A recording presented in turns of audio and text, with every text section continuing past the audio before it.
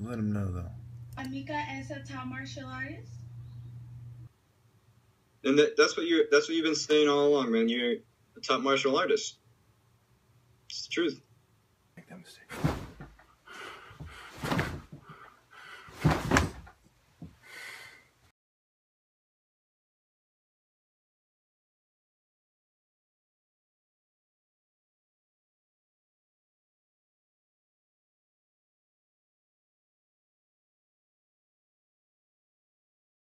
So, where do you live?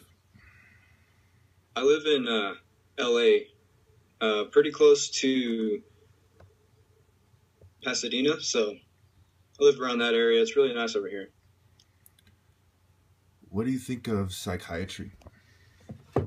Well, first, I think it's complete bullshit how they have these doctors come and tell you what's wrong with you and try and fix it with some pills just so they can continue to sell these pills. And, you know, people are vulnerable. And what better way to alleviate your pain with some pills, right? Because the doctor will give you pills, and those pills will mess you up. They take away your life, and it's just not fair how you get addicted to them and you continue to go back, and sometimes the pills that they give you, you get used to them and they give you different pills. So psychiatry is bullshit, mainly because they just want you to get on their drugs and bring you to an even worse place than you were already at. All right. What do you think of gang stalking or government harassment? Well, I think that it's happening. Their main purpose is to, you know, scare you and get you to do things that they want you to do, and then they can make an example out of you. And that's their ultimate goal, is to make an example out of you and tell people this is what happens when you don't take your medications, or if you know people like this, get them help, send them to the psychiatry, and they'll get their problems sorted out with these drugs. But that's not the case. And with the gang stalking, it's not fair to the people that have to deal with it, because we didn't really ask for it. No one asked to be gang stalked by the government or anybody. All right. This is kind of a long question, so bear with me. Okay. What do you think of covertly drugging people with psychiatric drugs, especially when psychiatry admits that it does not know what causes mental disorders? And RT reported that psych meds kill 500,000 people annually in Western countries alone. Well, I think it's all about the money.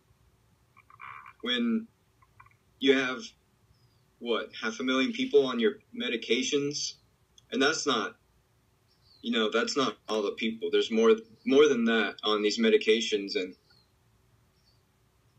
of course, everybody knows, I think everybody should know, that mental disorders, or whatever they want to say, isn't going to be treated with some pills that are designed to mess with your brain. And once you start messing with your brain, it makes things worse. If you're being covertly drugged by some group of people, what chance do you have to escape that? You don't have a chance. And they know you'll resist the drugs. They know you're not going to take the drugs. So they got to get it in you somehow, right? Yeah. Go ahead. Yeah. And these pills, they're killers. And I'm sure everybody's realized that on the media, they're always pushing these pills and all these types of medicines that say they'll help you, but they don't want to talk about all the side effects to what it actually does to your body, and it slowly kills you. And for the people that abuse them because they're already addicted to it, man, they have no chance. Especially if they're being covertly drugged. I'd just like to add real quick that the 500,000 number was not how many people are on it, but how many people die every year in Western countries alone. Also, go ahead. Yeah, and that's what I was saying. There's way more people on these pills than 500,000. Yes. And the Johnson & Johnson, one of the pharmaceutical companies, in 2012 or 2013 alone, they spent $17.6 billion on marketing. Of course, because they know that they're going to get all that money back, because they're going to have psychiatrists evaluate their problems and push these pills on them. It's basically like a mafia. They're shoving pills down our throat, sometimes covertly, and also it's like these are people's lives that are being destroyed by these pills, and the pharmaceutical companies don't give a shit because they're gonna get their money either way. It's all about money. It's not about people's lives. It's not about your life or my life or whoever else's lives that they put these drugs in. It's about money, and that's all they want. They'll spend however much money on advertisements, and they'll say whatever they want to say just to get these drugs out. And people are going to take them because what other choice do they have? Like, they feel like there's no other choice to make it through the day without taking these pills or drugs. And that's why when I see your videos and watch you do your combos, and that's basically you saying, screw you, I'm not going to take your drugs, and I'm stronger than all that bullshit, because it's true, right? It's these companies just want money, and if people die, that's the price they're willing to pay. It's kind of like a mafia or gangsters. It's just they have degrees and all this stuff, so it's legal to kill people basically and destroy lives. They do it right in front of our faces. Yes. I'm sure for this next question, I'm going to give you a quick example. You know what electroshock therapy is? Yes, I've heard of that. Yeah, they basically hook things up to your head and zap your brain. That is an example for me of the misuse of technology, and sometimes it's used on political dissidents. So the next question is, what do you think of the misuse of government technology and it being used on political dissidents? Well, I mean, the technology that we have to, basically abuse these people is pretty bad. And it's been happening, ever since governments have been established, right? People in government have always been doing this, misusing their technology to, just screw up everything, screw up everything for people's lives. And for the technology being used on political dissidents, I think that it's just another slap in the face to the people that actually need help, because they want to have this image like, oh, this guy is so far off that we need to shock his brains. Like, what kind of crap is that? That doesn't make sense. And like I said, they're doing it in front of our faces, and they're trying to paint this image about people with these concerns and people that are political dissidents. So it just doesn't make sense. And if these people if they really do need help, what's it going to do? For example, shocking the brain, like you said, there's no need for it. It's counterproductive. All right. I'm gonna give you another example for this question to help you understand the question better. Um, some, in the DSM, the psychiatry's book for mental disorders, they describe a mental disorder as believing that the government is out to get you. So they've actually made it so that if somebody claims that the government is running a psych op on them, that they can claim that they are schizophrenic. And Right. so there's a lot of people who kind of take psychiatry side, and they say, well, they act like they don't believe it or they don't believe it. So the question is, why do you think people don't believe that these kind of things are going on? Well, I think people don't believe it because they think it's just a theory, or they think it's something that wouldn't happen to people. But really, it's just like these people that all this stuff happens to, their stories are real. Why would people discredit them? Because they're crazy? Or they think schizophrenic people can't be in this reality or something? I don't know why they think that the people that are considered schizophrenic don't go through these terrible things, which they do. And a lot of these people aren't even schizophrenic. They're just different people. People are different in every single way. There's no one that's exactly the same, except for the people that want to be exactly the same and choose to follow some bullshit. But other than that, I don't know why people choose not to believe it, because it's right in our face. It's documented, and it's real lives being torn down.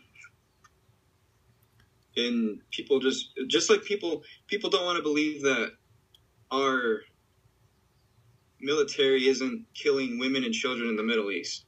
Come on, man. It happens. This stuff doesn't just like come out of a storybook or just some crazy dude says. It's not. It's real. People don't believe it, probably because they don't want to. They just think, oh, well, maybe the world isn't that bad of a place. But they don't know. How could they know? Especially the people that can't understand what it's like to be in the position of someone who's, being mistreated by technology or drugs, or being gang stalked or any of those things. It's people don't want to believe that. And people get discredited by their actual stories just by these labels like schizophrenia or mental disorders, just crap like that. It's just people block it out of their minds, in my opinion. All right, so I'm not sure. Have you seen people in the comments kind of trying to make fun of me and stuff like that? No, yeah. The only reason I came across you is because I was, I subscribed to like a whole bunch of different news channels on YouTube, and I watch all their, whatever they post, and I was scrolling in the comments, and I saw what you were saying, and I don't remember specifically what you were saying, but I do remember a bunch of people criticizing what you were saying, and just slapping all these weird labels on your message. And so I clicked on your videos and I watched your videos, and I'm like, what? These people are full of shit. They don't know what they're talking about. They're just trying to put you down because they know what you're saying, and they're pretty much afraid of it because they're trying to discredit everything you say, all your videos. Man, I've seen a lot of different people trying to take what you say and spin it, or just make fun of you for no reason. Because, well, actually, the reason is they know you're right, and that's the main thing, is that they're afraid. They're afraid of what you have to say. And that's part of the reason I think that, that a lot of people aren't accepting my top martial arts challenge. They don't want me to bring more attention, and that's the last question I have written down. Is why do you think people are hiding from my top martial arts challenge? Well, I think because you're putting the challenge out, and even if there was no money involved, if someone really, because I've seen a lot of people comment on your video saying, "How could you be the top martial artist?" Or they question you, and they won't take the challenge because they know, they already know. They just criticize you out of weakness and try and make you seem like a joker. But it's just their fears. They're not going to accept your challenge because they already know the outcome. Yes. Let's see. I think there's something else I wanted to say, but you kind of answered it. I was going to say, do you think that I'm crazy or that I need psych meds or anything like that? No, and that goes back to my point about your combo videos and all your, poems and your raps. That when I see that stuff, I see you battling all the bullshit we just discussed about the psychiatric drugs, the mental disorders they try and put on people, and just the government's technology and how they're gang stalking. And,